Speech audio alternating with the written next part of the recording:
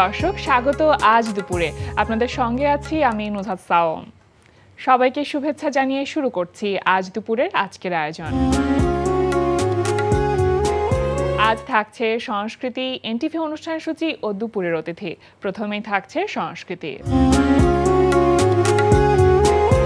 ধানমন্ডির লালমাটিয়ার কলাকেন্দ্রে অনুষ্ঠিত হচ্ছে আর্কিটেক্ট আব্দুল্লাহ মোতালেব ও চিত্রশিল্পী ওয়াকিলুর রহমানের আর্কিটেকচার ও আর্ট এক্সিবিশন প্লাস মাইনাস।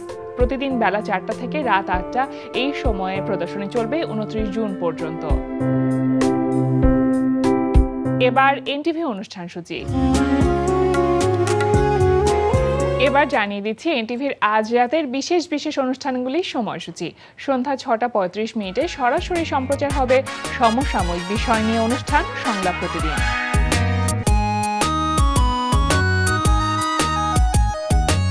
রাত 9টায় থাকছে অনুষ্ঠান স্যান্ডেলিনা গ্ল্যামার ওয়ার্ল্ড। রাত 9:30 থাকছে ধারাবাহিক নাটক জোনাকির আলো। এই ওয়েট জাহিদ, একটু দেখো তো তোমাদের অফিসে সিনথির জন্য কোনো কাজ আছে কিনা। কাজ বলতে কি কাজ করবে ও? তোমার যে কোনো কাজ ভাইয়া, আমি তোমার সাথে অফিসে যাব আবার আসবো। না রে সিনথি, আপাতত আমার অফিসে কোনো ভ্যাকেন্সি নেই। আচ্ছা, খালামণি কি বাসায় আছে? ফুপি তো ফুপি বাসায় থাকবে না, কোথায় যাবে? না আমি দিচ্ছি না, মানে উনি না থাকলে যাইতাম আর কি। ফুপি কি তোমাকে কিছু বলেছে? না না, খালামণি আমার কিছু কয় নাই। রাত 11:30 সরাসরি সম্প্রচার হবে টক শো এই সময়।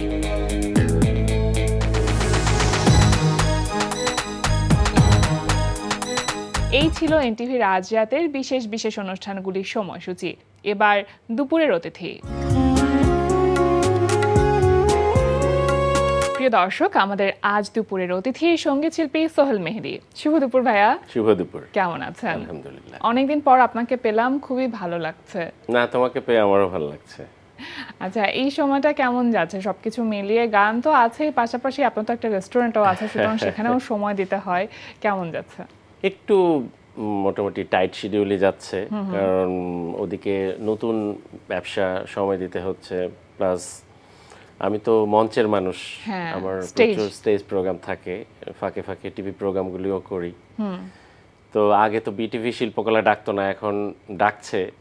সো মানে একটু ব্যস্ততার সময়টা এখন একটু বেশ আনন্দময় যাচ্ছে আর কি বলা যেতে পারে। আর ব্যস্ততাই কিন্তু ভালো থাকা মূলত, তাই না? সত্যিই তাই, কারণ আসলে আমরা সবাই চাই ব্যস্ত থাকলে সুস্থ থাকা যায়, ভালো থাকা যায়। এত ব্যস্ততার মধ্যে পারিবারিক জীবনটা ব্যালেন্স করেন কিভাবে, মানে সমন্বয়টা কিভাবে করেন? আসলে মানে এই দিক থেকে আমি খুবই লাকি যে আমার লাইফ পার্টনার ও জিনিসগুলি খুব সুন্দর করে সামলে নেয়। আচ্ছা, এই জিনিসগুলিও খুব বুঝে জন্যই আসলে এটা খুব সহজ হয়ে যায় আমার জন্য। এটাও একটা টিম ওয়ার্ক কিন্তু, তাই না? যে গান যেমন টিম ওয়ার্ক, সুতরাং পরিবারের জায়গাটাও অনেক টিম। একদম ঠিক তাই। এই যে বিভিন্ন রকম চ্যানেলে বিভিন্ন রকম, এখন তো ইউটিউব প্ল্যাটফর্ম যেহেতু আছে, সুতরাং প্রচুর চ্যানেল, বিভিন্ন চ্যানেল থেকে বিভিন্ন ধরনের গান রিলিজ হচ্ছে, প্রতিদিন হচ্ছে, প্রতিনিয়ত হচ্ছে। একজন সঙ্গীত শিল্পীর জায়গা থেকে এটা একটু চাপ মনে হয় কি না? কারণ সবাই যখন কন্টেন্ট দিচ্ছে তখন তো নিজেরও মনে হতে পারে যে আমারও অনেক বেশি কন্টেন্ট দিতে হবে চ্যানেলগুলোতে। আসলে কি, ওই যে আমি সবসময় একটা জিনিসে বিশ্বাসী যে কোয়ালিটিতে, যে আমি অনেক কাজ করব না, কিন্তু যে কয়টা কাজ করব এটা যেন উল্লেখযোগ্য হয়, বলার মতো। অনেক ভিউ হোক বা না হোক তাতে কিছু যায় আসে না। আমার হয়তো 300 ভিউ হোক, আমি মনে করি যে 300 জন মানুষ যে দেখেছে তারা আমার জেনুইন শ্রোতা।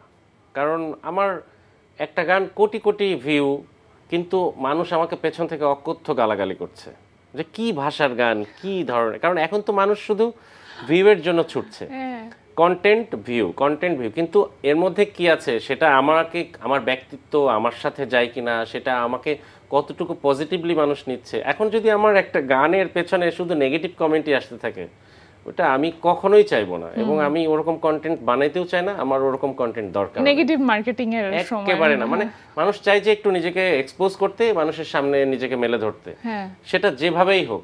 কিন্তু আমি এই নীতিতে একেবারেই বিশ্বাসী না। আমাকে যদি 100 মানুষ চিনে, আমাকে যেন ভালোভাবেই চিনে। সেটাই। গত 2 দশকেরও বেশি সময় ধরে মিডিয়া এই মিউজিক ইন্ডাস্ট্রির সাথে যুক্ত আছেন। অনেক রকম আপস অ্যান্ড ডাউনস তো থাকে যে কোনো আর্টিস্টের লাইফে। অবশ্যই এইটা আসলে মানে সময়ের সাথে সাথে কিভাবে দেখেছেন আপনি? এটা প্রত্যেকটা মানুষের জীবনে কিন্তু আপস এন্ড ডাউনস থাকে। এখন সেটাকে সে কিন্তু এটা কিন্তু তার মনসিয়ানা, সে কিভাবে সেটাকে সামলে নিবে, টোটালটাই তার। কারণ এটাও একটা আর্ট বলা যেতে পারে। অফকোর্স, কারণ আমি মনে করি যে আমি একটা বিজনেস করতাম, হুট করে আমার বিজনেসে লস হয়ে গেল, তো সেখান থেকে আমার স্ট্যাটাস কিন্তু ফল করতে পারে। কিন্তু আমার গাড়ি ছিল, গাড়ি বেচে দিতে হয়েছে, এখন আমাকে সিএনজিতে চলতে হয় বা পাঠাওয়ে চলতে হয়। এই জিনিসটা অনেকে না মেনে নিতে পারে না। কিন্তু আমার কাছে মনে হয়েছে যে বুদ্ধিমানরা যদি এটাকে আবার মেনে নিয়ে আমি যদি আবার সংগ্রাম করে আমি আস্তে আস্তে আমি আমার জায়গায় আমি করতে পারি, তো ওই জিনিসটাকে আসলে অ্যাডজাস্ট করাটা আমার কাছে মনে হয় যে বুদ্ধিমানরা কখনো এটা, কারণ আমি ভেঙে পড়লে কিন্তু আমার সব শেষ। আমি যদি মনে করি যে না আমি তো শেষ হয়ে গেলাম, আমার তো সব শেষ হয়ে গেল, তাহলে কিন্তু শেষ। কারণ আমরা হতাশা যদি একটা মানুষকে একবার গ্রাস করে ফেলে তাহলে সে ধ্বংস।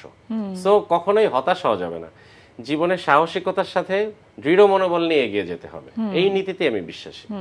না, সফল মানুষদেরকে দেখে আমাদের কাছে মনে হয় যে তাদের জীবনে বুঝি কোনো দুঃখ নেই বা তাদের মধ্যে কখনো এই যে ডাউন ফিলিং ব্যাপারটা কাজ করে না, কিন্তু প্রত্যেকের জীবনেই কিন্তু এটা কাজ করে এবং সেটা নিয়ে আমাদেরকে সামনের দিকে এগিয়ে যেতে হয়। একদম ছোটবেলার সময়টাতে যাব, সেই সময় একটু স্মৃতিচারণ করব, তার আগে একটি গান শুনে ফেলি আপনার কণ্ঠে।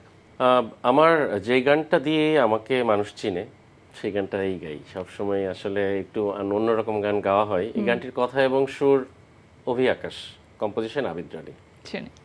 মেঘের ভাঁজে ভাঁজে লিখে দিয়েছি তোমায় কত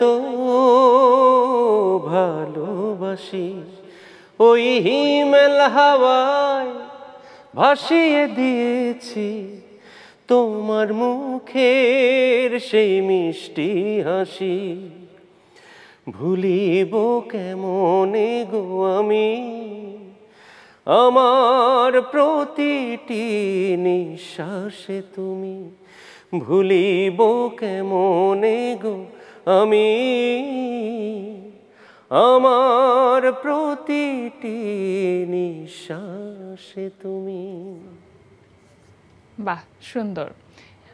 এই গানটি যখন প্রথম গেয়েছিলেন তখন কি মনে হয়েছিল, আর আজকে এতগুলো বছর পরে এসেও যখন গানটি গান তখন কি মনে হয়? আসলে অতটা আমার কাছে ভালো লাগেনি, এটা সত্যি কথা। এবং এই গানটি যে মানুষ এইভাবে নিবে, আমার ইচ্ছা ছিল অন্য আরেকটি গান সেটাকে টাইটেল ট্র্যাক হিসাবে করার, কিন্তু সবাই মানে আমাদের লেবেল কোম্পানি ওনারা বললেন যে না এই গানটি ভালো হয়েছে, এটাই আমরা করি। আচ্ছা। এবং তারপরে এই গানটিকেই, এবং এই গানটির পেছনে আমার অনেক কষ্ট, অনেক ত্যাগ জড়িত। কারণ তখন আমি খুব টাফ একটা কাজ করতাম, আমি শেরাটনে ইভেন্ট করতাম, তো আমাকে সেটা শেষ করতে অনেক রাত হয়ে যেত, রাত 3টা, 3:30, 4টাও বেজে যেত। সো ওই আমার তারপরে এসে পরের দিন স্বাভাবিকভাবে আমার ঘুম থেকে উঠতে দেরি হয়ে যেত, কিন্তু আমার এই কাজটা তো কমপ্লিট করতে হবে, মিউজিক ভিডিও। এবং আমি যে এডিটরকে দিয়েছিলাম, আমার মনে পৃথিবীর সর্বশ্রেষ্ঠ অলস ব্যক্তি উনি, কারণ তাকে ছাই দিয়েও ধরা যেত না। তো আমি ওই শেরাটন শেষ করে দেন আমি তারপরে ওনার যে অফিস ছিল সেটা 8 তলার উপরে, লিফট ছিল, বন্ধ হয়ে যেত। সেই 8 তলা উঠে তারপরে তার সাথে থেকে সকাল পর্যন্ত আমি এডিট করেছি। মিনিমাম আমার কাছে মনে হয় যে 1 মাস আমি ওনাকে সময় দিয়েছি। আচ্ছা। তো এই জন্য, এবং ওখানেই ঘুমিয়েও গেছি, এরকম হয়েছে। তো মানে এই জন্য এই গানটার মতো কষ্ট আমি কোনো গানেই করি নাই। এবং সেক্ষেত্রেও কিন্তু এই গানের মতন যে রেসপন্স আপনি পেয়েছেন আসলে সেটা মনে হয় অন্য কোনো গানে এত বেশি হয়নি। একটু ছোটবেলার কথা জানতে চাইবো আপনার কাছে। চুয়াডাঙ্গায় তো বড় হওয়া, আমি যদি খুব আমার চুয়াডাঙ্গা না, আসলে আব্বু যেহেতু গভর্নমেন্ট সার্ভিস করতেন, আমার চুয়াডাঙ্গা, ঝিনাইদহ, মানে এই যে খুলনা ডিভিশনের মধ্যে আমাদের বিচরণ ছিল, খুলনা, কুষ্টিয়া, ঝিনাইদহ, মেহেরপুর। তো আমার মোস্ট অফ দ্য টাইম কেটেছে ঝিনাইদহে, এবং আমার ওই হাতে খড়ি শিল্পকলা একাডেমি চুয়াডাঙ্গাতেই।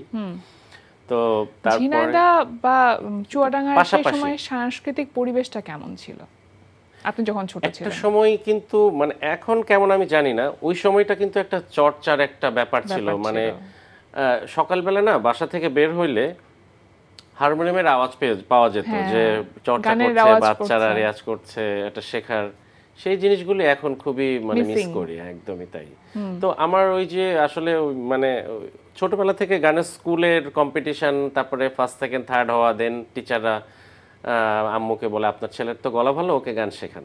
তো এইভাবেই আর কি শুরু। তারপরে আব্বু আমাকে শিল্পকলায় ভর্তি করে দিলেন, তখনও হারমোনিয়াম কিনে দেননি, কারণ আব্বুর মানে ইচ্ছা ছিল কিন্তু কখনো এইভাবে চাইনি যে গান শিখুক বা। তারপরে হারমোনিয়াম কিনে দিলেন, বাসায় গানের টিচার রেখে দিলেন, উনি সপ্তাহে আসতেন। স্যার একজন তবলা বাদক এবং আমার উস্তাদজি অজয় কুমার দাস, উনি এখনও বেঁচে আছেন, ক্লাসিক্যালের অনেক বড় উস্তাদ।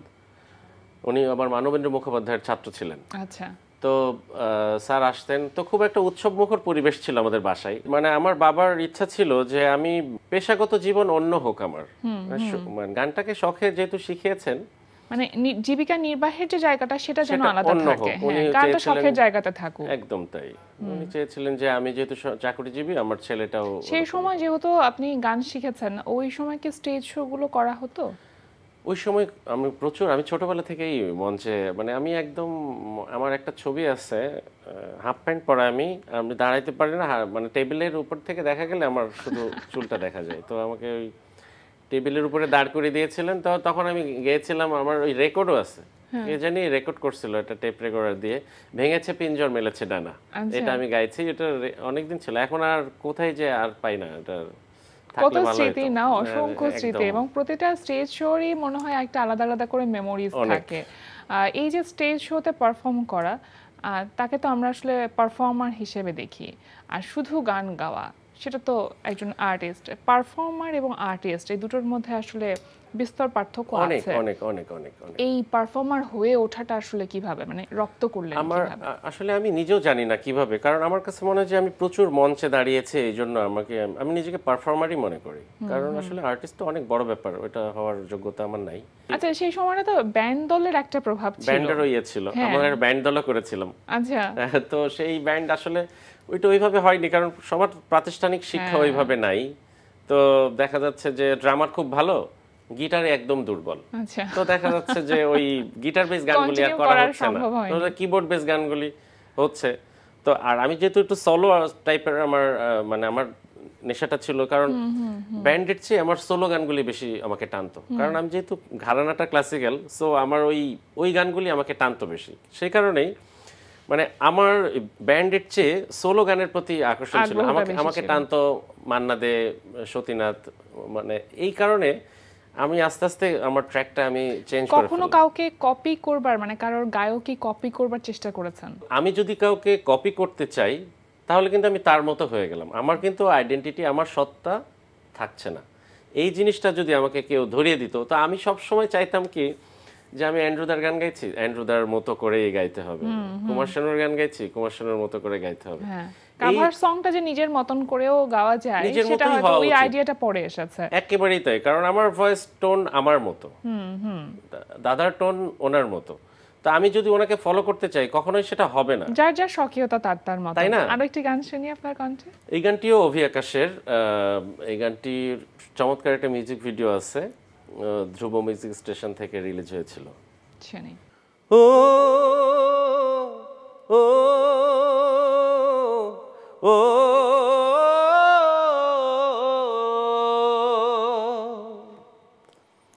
তোর লাগি মন কাঁদে কাঁদে আমি দিবানিশি, খোদার কসম আমার থেকে ভালোবাসি তোকে বেশি,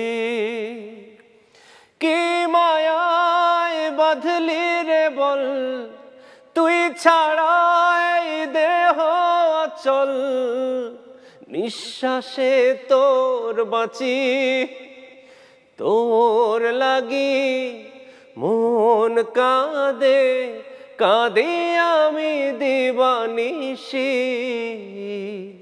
খোদার কসম আমার থেকে ভালোবাসি তোকে বেশি। বাহ, খুব সুন্দর। আসলে ফোক কিন্তু আমাকে ভীষণ টানে, এবং আমার কিন্তু হাতে খড়ি ফোক দিয়েই, কারণ আমার আম্মু আমাকে প্রথম গান শিখিয়েছিলেন খাঁচার ভিতর অচিন পাখি কেমনে আসে। তো আমরা যেহেতু লালন সাইজির পাশেই আমাদের প্রভাবটা তো থেকেই যায়, জেলা, সো আমাদের প্রভাবটা থেকে যায় এবং সেই প্রভাবটা আমাকে ফোক ভীষণভাবে টানে। আমি ফোকও গাই। আপনি লোকসঙ্গীত আপনাকে টানলেও আমরা আপনাকে প্লেব্যাকে অনেক দেখেছি, প্রায় 100-রও বেশি মনে হয় গান আছে আপনার প্লেব্যাকে। 100-র উপর ছবি 100-র উপরে ছবি, তাহলে প্লেব্যাক কতগুলো হচ্ছে? আরো অনেক, আমার সংখ্যা এটা কাউন্ট করা নেই, বলতে পারবো না। কখনো মনে হচ্ছে যে আপনার এখন পর্যন্ত যতগুলো গাওয়া গান আছে এগুলো নিয়ে একটা আর্কাইভ করে রাখা যায়? আসলে এই জায়গা থেকে আমি ভীষণ অগোছালো। আমার শ্রদ্ধেয় বড় ভাই মনির খান আমাকে একদিন বলেছিলেন যে সোহেল, আমি আবার মানে যেহেতু ওনার বাড়ি ঝিনাইদহ, আমার ওস্তাদও ওনার ওস্তাদ, তো ওনার সাথে আমি যে কোনো কিছু হলে আগে ওনার থেকে পরামর্শ নিতাম। তো উনি আমাকে বলেছিলেন যে দেখো, আমার কিন্তু প্রতিটা অ্যালবাম, প্রতিটা জিনিস কিন্তু আমি সংগ্রহ করে রাখি সবকিছু। তা আমি বলেছিলাম ভাইয়া, আসলে আমি এই দিক থেকে ভীষণ অগোছালো, আমার এই জিনিসগুলি থাকে না, খুবই এলোমেলো, এখনো নেই। মানে দেখা যাচ্ছে যে আসলে হয়তো লেবেলগুলি যদি আমাকে আমার কন্টেন্টগুলি ইউটিউবে আপ করে তাহলে আমি পাই, কিন্তু নিজে থেকে করবার ব্যাপারটা, ওই উৎসাহটা আসে না মনে হয় করব, সকাল হলেই অন্য কাজের মধ্যে আর হারিয়ে যাই ওই চিন্তাগুলি।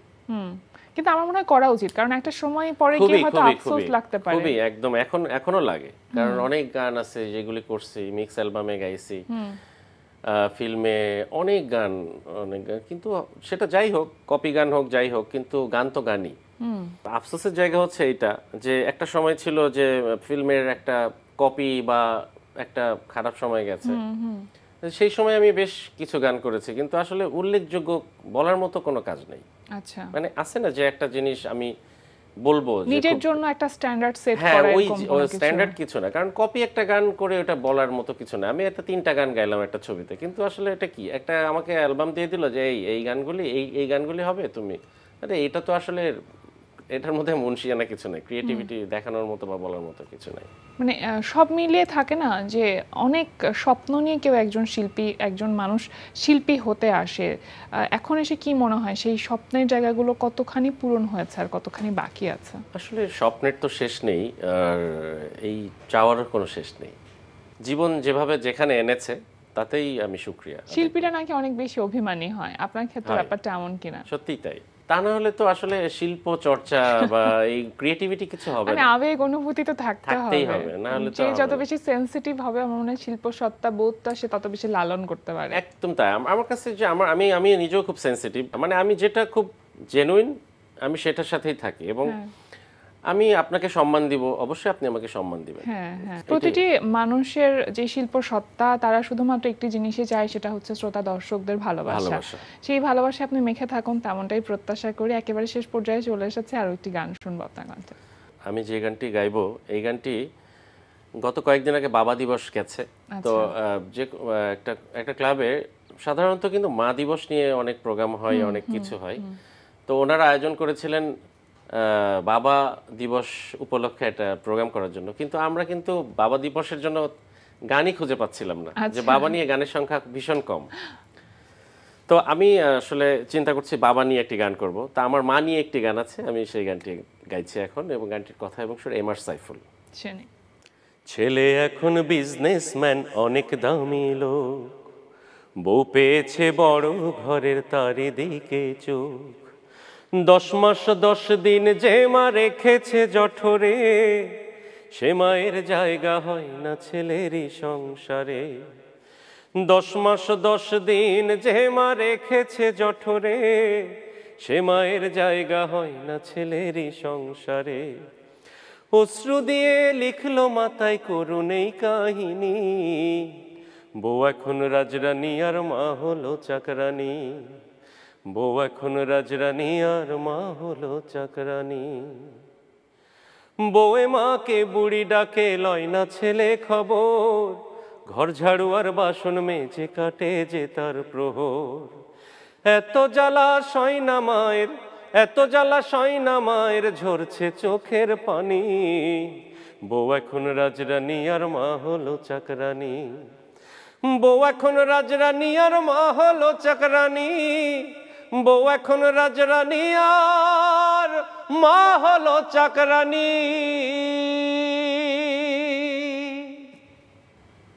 অনেক ইমোশনাল একটি গান। অসংখ্য ধন্যবাদ ভাই আপনাকে। অনেক ধন্যবাদ তোমাকে। প্রিয় দর্শক, আমরা চলে এসেছি অনুষ্ঠানের শেষ প্রান্তে। অনুষ্ঠান সম্পর্কে আপনার মতামত জানাতে মেইল করুন আজ দুপুরে @ntvbd.com এ। বিশ্বের যে কোনো প্রান্ত থেকে যে কোনো সময় আজ দুপুরে দেখতে ভিজিট করুন আমাদের পূর্ণাঙ্গ ওয়েব পোর্টাল www.ntvbd.com। এছাড়া এনটিভির সব জনপ্রিয় অনুষ্ঠান ও খবরের আপডেট পেতে ভিজিট করুন আমাদের ইউটিউব চ্যানেল ও ভেরিফাইড ফেসবুক পেজে। সবার মঙ্গল কামনায় আজকের মতো এখানেই শেষ করছি। শুভ দুপুর।